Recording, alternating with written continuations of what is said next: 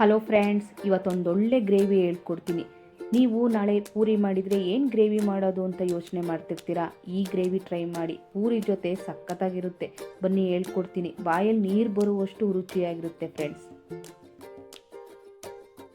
ನಾನಿಲ್ಲಿ ಬಟಾಣಿನ ರಾತ್ರಿನೇ ನೆನೆಸಿಟ್ಟು ಬೆಳಗ್ಗೆ 2 ವಿಸಿಲ್ ಕೂಗಿಸ್ಕೊಂಡಿದ್ದೀನಿ ನೀರು ಹಾಕ್ಕೊಂಡು. ಏಕೆಂದರೆ ಅದು ಒಗ್ಗರಣೆಲಿ ಬೇಯಲ್ಲ ಫ್ರೆಂಡ್ಸ್. ಅಡುಗೆ ಮಾಡೋರ್ಗೆ ಇದು ಗೊತ್ತಿರುತ್ತೆ.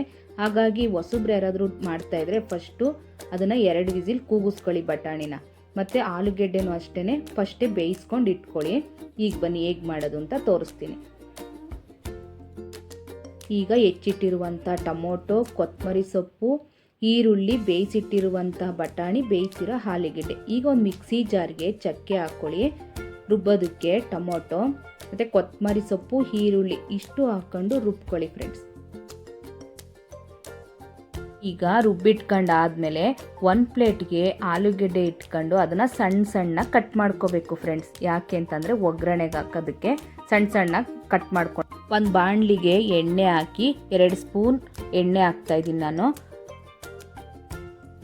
ಈಗ ಅದಕ್ಕೆ ಹೆಚ್ಚಿಟ್ಟಿರುವಂತಹ ಈರುಳ್ಳಿ ಚೆನ್ನಾಗಿ ಬೇಯಬೇಕು. ಹೆಚ್ಚಿಟ್ಟಿರುವಂತಹ ಟೊಮೊಟೊ ಹಾಕ್ತಾಯಿದ್ದೀನಿ.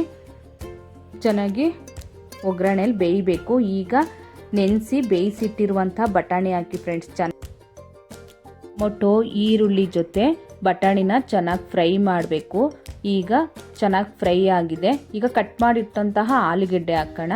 ಈಗ ನೋಡಿ 3 ಚೆನ್ನಾಗಿ ಬೇಯಿಸಾದ್ಮೇಲೆ ರುಬ್ಬಿಟ್ಟ ಮಸಾಲೆ ಇತ್ತಲ್ಲ ಅದನ್ನು ಹಾಕಿ ಚೆನ್ನಾಗಿ ಮಿಕ್ಸ್ ಮಾಡಿ. ಈಗ ಮಸಾಲ ಚೆನ್ನಾಗಿ ಕುದಿಬೇಕು ನೋಡಿ. ಈ ಥರ ಚೆನ್ನಾಗಿ ಮಿಕ್ಸ್ ಮಾಡಿ ಕುದಿಯಕ್ಕೆ ಬಿಡಬೇಕು. 1 ನಿಮಿಷ ಚೆನ್ನಾಗಿ ಕುದಿಲಿ friends. 1 spoon garam masala, 1 spoon ಧನಿಯಾ ಪುಡಿ, ಬೇಕು ಅಂದರೆ ನೀವು ಅಚ್ಕಾರದ ಪುಡಿ ಹಾಕ್ಕೊಳ್ಳಿ. ನಾನು ಸಾಂಬಾರು ಪುಡಿ ಮಾಡಿಟ್ಕೊಂಡಿದ್ದೀನಲ್ಲ ಅದನ್ನು ಹಾಕ್ತಾಯಿದ್ದೀನಿ. 1 ಸ್ಪೂನ್ ಸಾಂಬಾರು ಪುಡಿ ಹಾಕ್ತಾಯಿದ್ದೀನಿ. ಈಗ ಚೆನ್ನಾಗಿ ಲಾಸ್ಟಿಗೆ ಉಪ್ಪು ಹಾಕಿ, ರುಚಿಗೆ ತಕ್ಕಷ್ಟು ಉಪ್ಪು ಹಾಕಿ ಈಗ ಚೆನ್ನಾಗಿ ಮಿಕ್ಸ್ ಮಾಡಿ. ನಿಮಗೆ ಎಷ್ಟು ಕನ್ಸಿಸ್ಟೆನ್ಸಿ ಬೇಕು ಅಷ್ಟು ನೀರು ಹಾಕ್ಕೊಳ್ಳಿ ಫ್ರೆಂಡ್ಸ್. ನಾನು ಒಂದು ಅರ್ಧ ಗ್ಲಾಸ್ ನೀರು ಹಾಕ್ಕೊಂಡು ಚೆನ್ನಾಗಿ ಮಿಕ್ಸ್ ಮಾಡಿ 1 ನಿಮಿಷ ಚೆನ್ನಾಗಿ ಬೇಯಿಸ್ಕೊಳ್ಳಿ. ಲಾಸ್ಟಿಗೆ ಬೆಣ್ಣೆ ಇದ್ದರೆ ಹಾಕ್ಕೊಳ್ಳಿ, ಇಲ್ಲಾಂದರೆ ಬೇಡ, ಆಪ್ಷನಲ್ ಅದು. ತುಂಬ ಟೇಸ್ಟಿಯಾಗಿರುತ್ತೆ ಬೆಣ್ಣೆ ಹಾಕ್ಕೊಂಡ್ರೆ.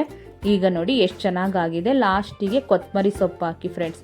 ಸಖತ್ತಾಗಿರುತ್ತೆ. ಪೂರಿ ಜೊತೆ ಅಂತೂ ತುಂಬ ಚೆನ್ನಾಗಿರುತ್ತೆ. ರೆಡಿಯಾಗಿದೆ. ಪೂರಿ ಜೊತೆ ಅಂತೂ ತುಂಬ ಚೆನ್ನಾಗಿರುತ್ತೆ. ನಮ್ಮ ಮನೇಲಿ ನನ್ನ ಮಕ್ಕಳಿಗಂತೂ ತುಂಬ ಇಷ್ಟ ಆಗುತ್ತೆ, ಫೇವ್ರೇಟ್ ನೋಡಿ ಫ್ರೆಂಡ್ಸ್. ಈಗ ಆಗಿದೆ. ಇದು ಪೂರಿ ಜೊತೆ ಚಪಾತಿ ಜೊತೆ ತುಂಬ ಚೆನ್ನಾಗಿರುತ್ತೆ. ಈ ವಿಡಿಯೋಸ್ ನಿಮ್ಗೆ ಇಷ್ಟ ಆದರೆ ಪ್ಲೀಸ್ ಸಬ್ಸ್ಕ್ರೈಬ್ ಮಾಡಿ, ಲೈಕ್ ಮಾಡಿ, ಶೇರ್ ಮಾಡಿ. Thank you.